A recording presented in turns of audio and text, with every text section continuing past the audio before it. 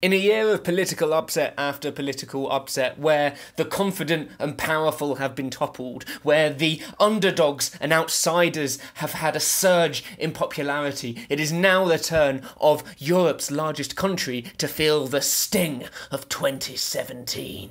Well, actually, probably not. Despite all of the political earthquakes that we've seen throughout 2017 so far, it looks like Angela Merkel, by the time you watch this, is still going to be the Chancellor of Germany. Her party, the Christian Democrats, are still going to be the largest party in the German parliament, and she's going to go into her fourth term as the most powerful person in Europe.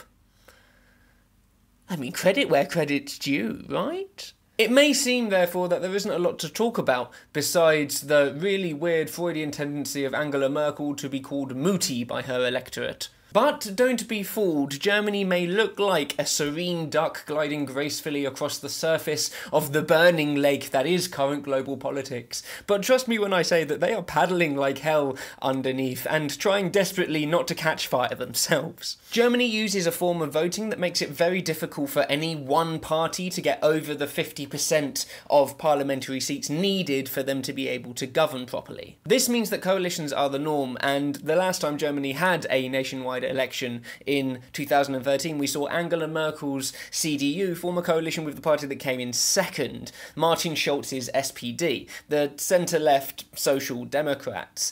This actually ended up meaning that this grand coalition took up 80% of the seats in Parliament, which really is, well, strong and stable. Eat your heart out. Now, just to put that into perspective, that's like the Conservative Party of the United Kingdom going into coalition with Labour.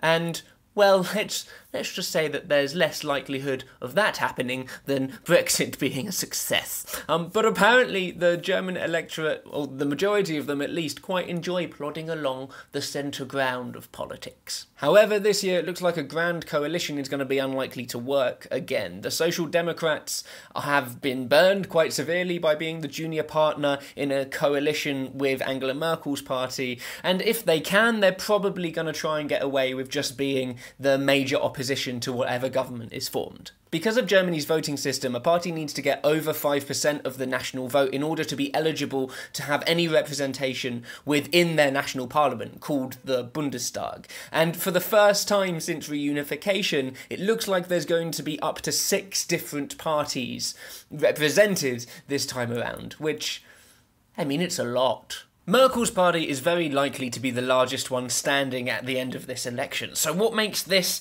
time around really interesting is which of the smaller parties, or which combination of the smaller parties, are going to end up forming a government with our Angela. Does this sound overly complicated? Well, never fear. Uncle Jazza is here to hold your hand and walk you through, this complicated shit show. That said, there is one party that we know isn't going to be forming a coalition with, well, anybody. It's called Alternative for Deutchland, and my German is great, and I feel like they're best summed up by their selection of campaigning posters this year. This one says, "Burkas? We prefer bikinis."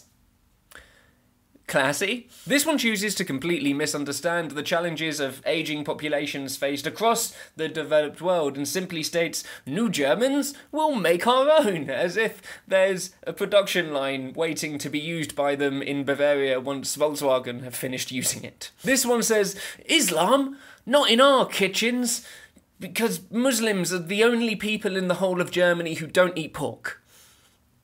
Vegans and vegetarians don't exist. And for taste's sake, I won't mention Jewish people. Because, history." One candidate, Falk Petri, which is almost definitely not how you pronounce his name, suggested in 2016 that illegal migrants should be shot at the German border if necessary.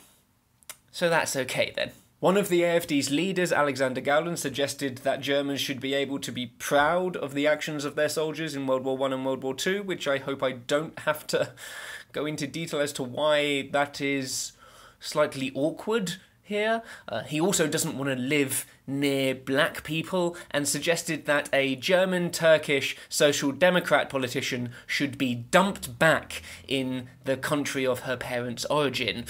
He's one of the world's overt racists. Their other leader, Alice Welder, in an email that was leaked to the press, said that Germany was overrun with Arabs and travellers, which she brushed off as fake news, which I really resent that fake news is now just a part of political lexicon.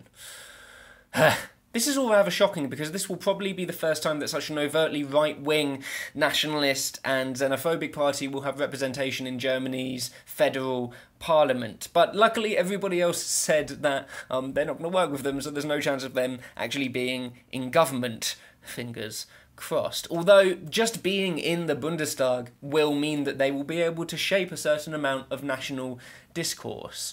And I mean, we saw how well that went with the Front National in France and UKIP in the UK. As well as the AfD, Merkel's CDU and the centre-left SPD, there are three other parties that have the possibility of forming a government for the next 4 years in Germany. They are quite simply as follows: the Free Market, pro-business Free Democratic Party, the Greens, who obviously love a good tree but tend to be a little bit more centre of politics than most of their European sister parties, and then there's Die Linke, who are the left, and are pretty much the Bernie Sanders or the Jeremy Corbyns, just for the Deutsch. There are various possibilities for coalitions once the votes have actually been counted, and it can take a fair few weeks for this to actually come to anything, but here are some of the more likely possibilities. First off, there's what is called a black and yellow coalition. This is the CDU and the FDP. They've governed together before and are seen as perfect for each other as curry and sausage, but polling suggests that they may still fall short, which would mean that there's the possibility of what is being called a Jamaican coalition, which is the CDU, the FDP, and the Greens. It's called the Jamaica Coalition for no reason other than the fact that the colours of the parties correspond to the colours of the Jamaican flag. Unfortunately, this means that plantains will not be replacing sauerkraut as the national dish, even though frankly they probably should. If neither of these options work, it is possible that Merkel will be forced into another grand coalition between her party and the SPD, though there is a lot of bad blood that has kind of bubbled to the surface over this election cycle, so who knows? That makes the final option of a Kenya coalition between the CDU, the SPD and the Greens even less likely, but is yet another example of Germany naming its coalitions after the corresponding flag colours of other countries. This is all very... You understand why this is so fucking confusing, right? I am basing this, however, off the fact that Merkel's party is ahead in the polls by about 15 points, and we know that polls are sometimes wrong. I mean, recently, quite often wrong. So it could be possible that the SPD end up being the largest party, and a whole new slew of kind of options of who could govern to get over 50% of seats in the Bundestag could come to fruition. But I'm already exhausted talking about the ones where Merkel is the biggest party, so just bear in mind there are other options. Arguably, what I think is the most interesting thing about this election is that it's almost positively going to be the last one that Merkel runs in as the leader of the Christian Democrats. And what's curious about her is that she doesn't seem to yet have an obvious successor to her. She's seen as, for want of a better word, a really strong and stable leader over the past 12 years in Germany. And nobody is quite sure who's going to fill that vacuum when she eventually does leave, probably by the next election in 2021.